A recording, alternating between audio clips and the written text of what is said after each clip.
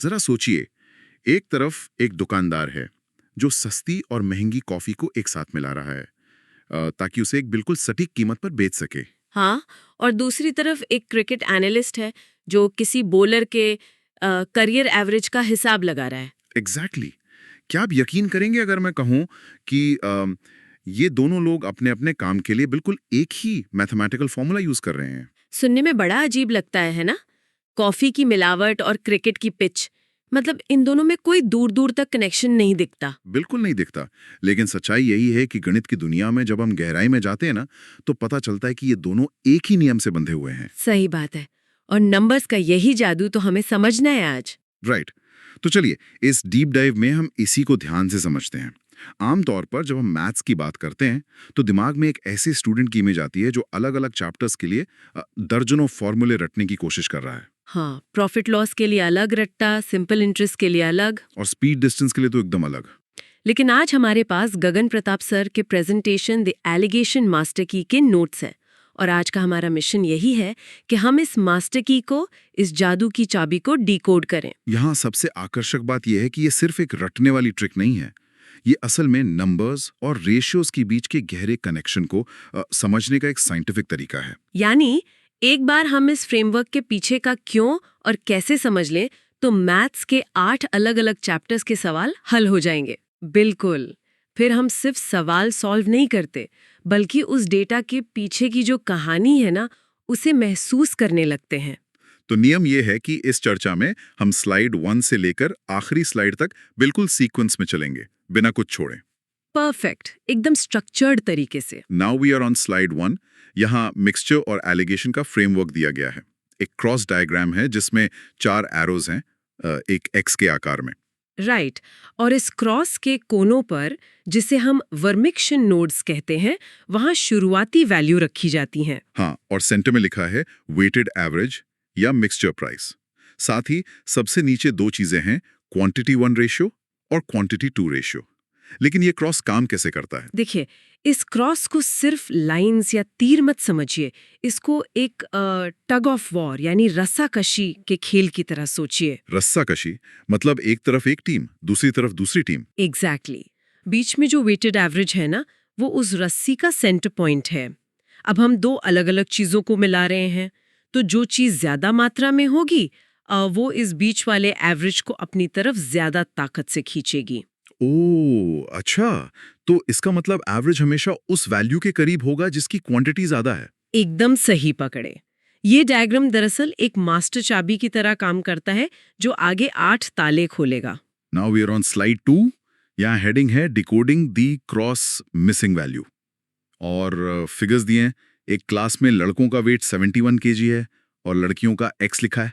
और बीच में पूरी क्लास का जो एवरेज वेट है वो 56 केजी लिखा है, राइट? हाँ, और इसके नीचे 15 केजी और 9 केजी लिखा है। साथ में बेस रेशो 3.5 दिया गया है। तो मेरा एक सवाल है, क्या ये क्रॉस हमेशा तिरछा ही चलता है? हाँ, ये एक एग्जाम हैक है।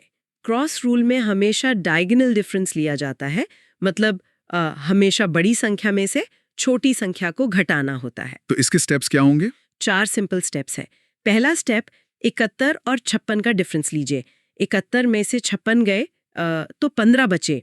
ये 15 तिरछा होकर लड़कियों के नीचे आएगा। लेकिन हमें तो बेस रेशियो 3.5 दिया गया है। लड़कियों का रेशियो 5 है, पर हमारा डिफरेंस 15 आया। बस यहीं पर हमें नंबर्स के बीच का रिलेशन देखना है। अगर 5 यूनिट का मतलब 15 केजी है, यानी 3 गुना ज्यादा। अच्छा, 5 into 3 is 15। हाँ, तो ये स्केलिंग फैक्टर बन गया। बिल्कुल।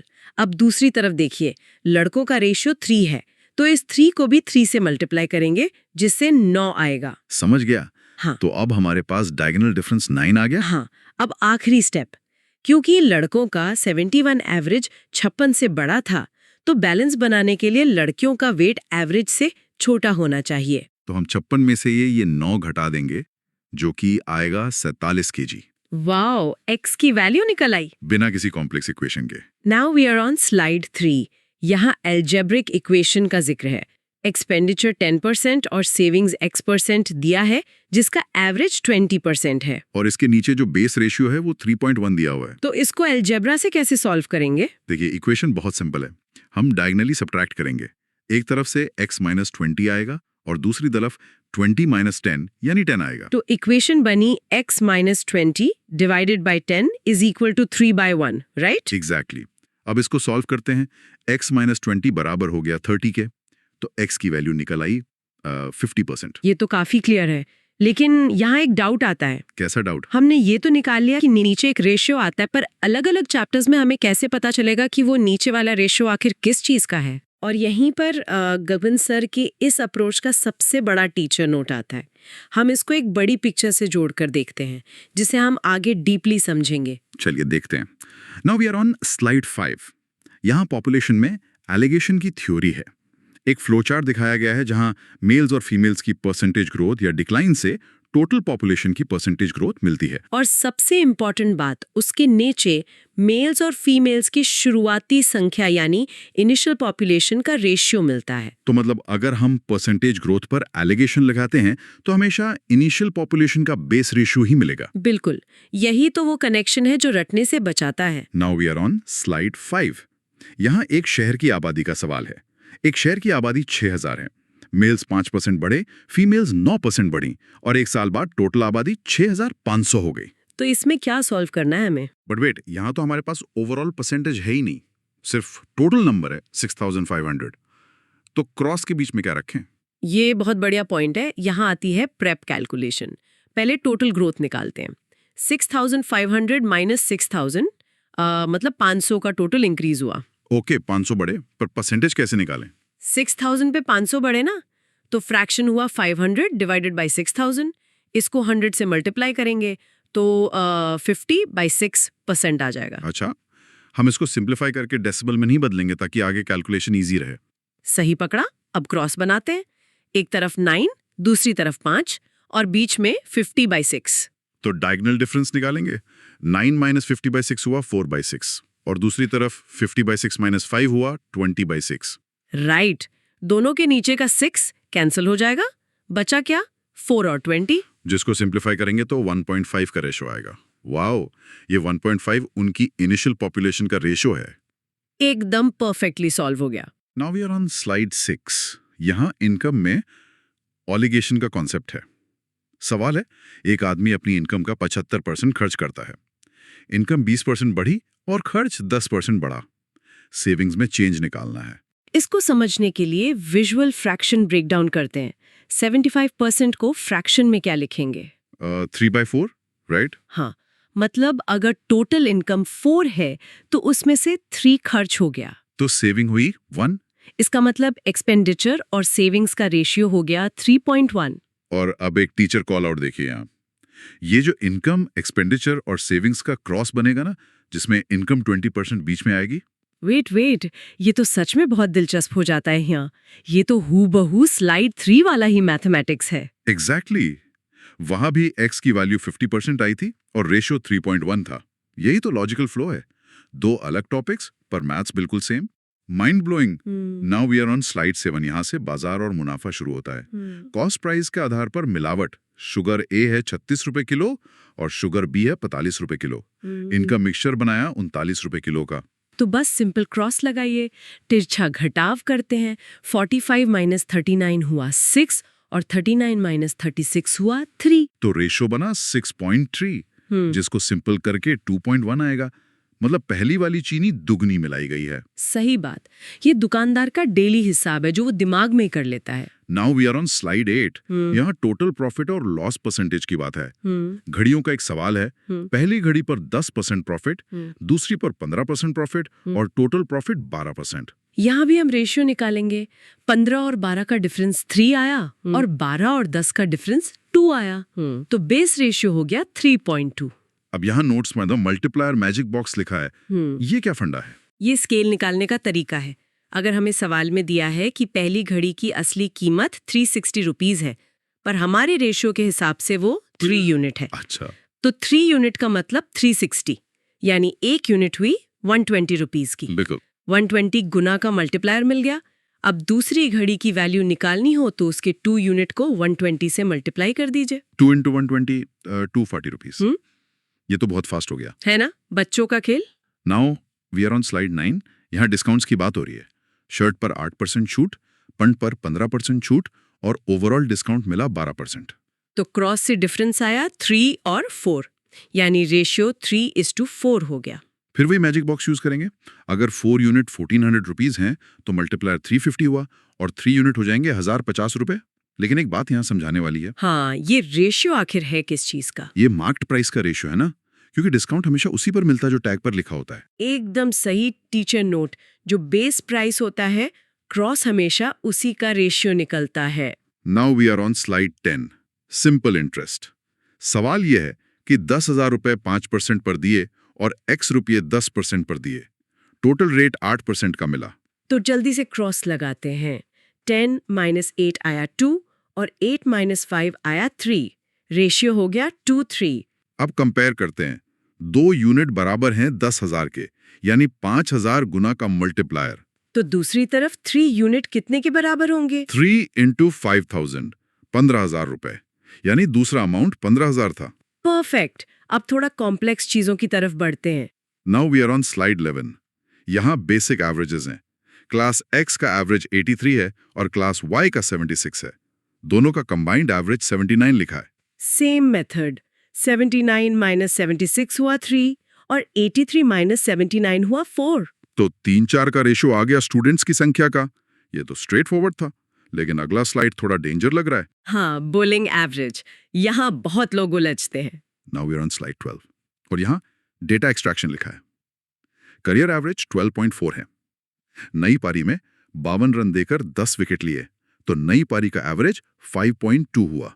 हाँ, 52 डिवाइडेड बाय 10। पर रुको, यहाँ जो सबसे बड़ा डाउट आता है, लिखा है कि एवरेज 0.4 इंप्रूव हुआ और मैथ में इसको 12.4 - 0.4 करके 12 दिखाया है। हाँ, सुधरने का मतलब तो बढ़ना होना चाहिए ना, कम होना कैसे हो सकता है? मेरी तो यहाँ दिमाग की बत्ती खोल हो रही है थोड़ी। देखिए, इसको ऐसे समझिए। बॉलिंग में एवरेज का क्या मतलब होता है? रन्स पर विकेट। एक विकेट लेने के लिए बॉलर ने कितने रन दिए। अच्छा, अब आप ही बताइए, एक बॉलर एक विकेट के लिए 20 रन देता है और दूसरा सिर्फ 10 रन देता है, बेहतर कौन हुआ? जिसने कम रन दिए, मतलब 10 रन वाला। बस यही फंडा है। बॉलिंग में एवरेज जितना कम होता है, बॉलर उतना ही बेहतर होता है। तो इम्प्रूव होने का मतलब है एवरेज गिरना। ओह, तो इसलिए 12.4 से 0.4 माइनस करके नया टोटल एवरेज 12 बन गया। Exactly. Now we are on slide 13। यहाँ इसका सोल्यूशन है, तो एक तरफ 12.4, दूसरी तरफ 5.2, बीच में 12। अब क्रॉस लगाएंगे तो डिफरेंस 6.8 और 0.4 आएगा। जिसको हम अगर डेसिमल हटा दें तो 68 और 4 लिख सकते हैं, और सिंपल करें तो 17:1 का रेशियो आ जाएगा। और ये 17:1 क्या है? ये नई पारी के विकेट्स हैं, जो हमें पता है 10 थे। तो मल्टीप्लायर 10 का हो गया। इस हिसाब से 17 यूनिट हुए 170 विकेट्स, यानी करियर में 170 थे, नई पारी में 10, टोटल विकेट्स हो गए 180। बड़ी आसानी से हो गया। अब स्पीड पर आते हैं। Now we are on slide 14, speed and time. Rahul की यात्रा का विवरण है। बाइक से 25 किलोमीटर पर आवर और कार से 40।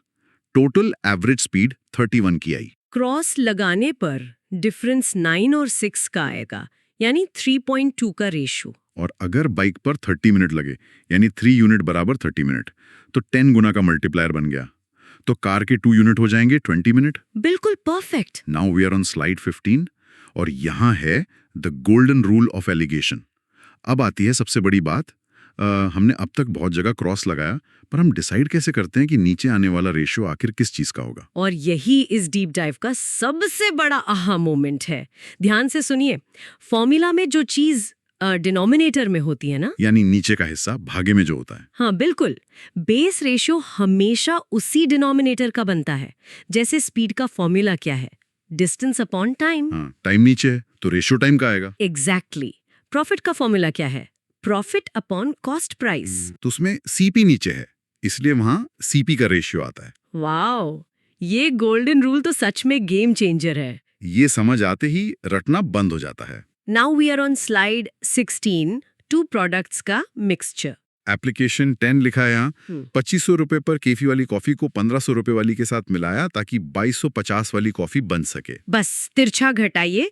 2250 - 1500 हुआ 750 और 2500 माइनस 2250 हुआ 250। तो 750 और 250 का रेशियो आ गया 3.1। एक क्विक एग्जाम्पल की तरह बढ़िया था ये। हाँ, फटाफट सॉल्व हो गया। Now we are on slide 17। यहां से हमारा आउटरो फेज शुरू होता है। स्लाइड का नाम है rapid fire revision the denominator matrix.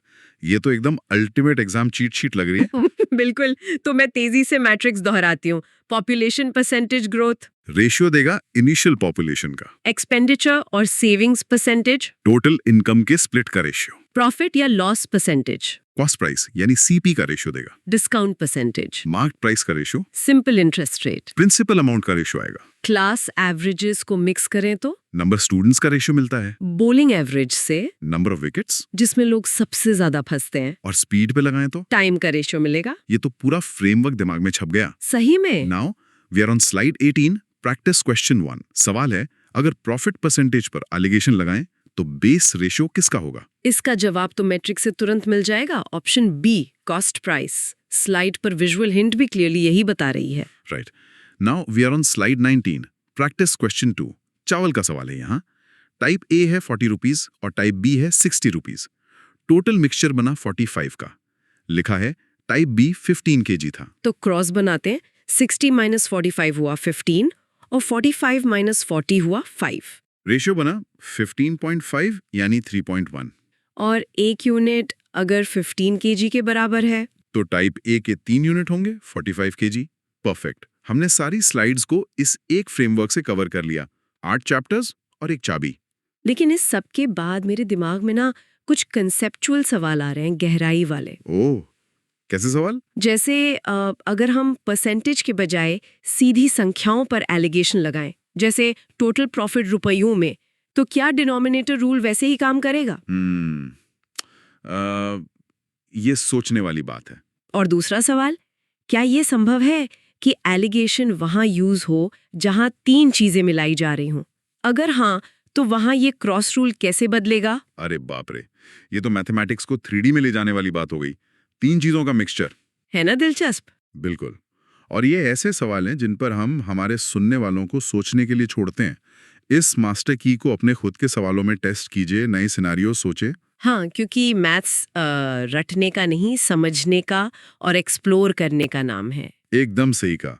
इस डीप डाइव में, इस गहरा चर्चा में जुड़ने के लिए बहुत शुक्रिया। Keep exploring. जरा सोचिए,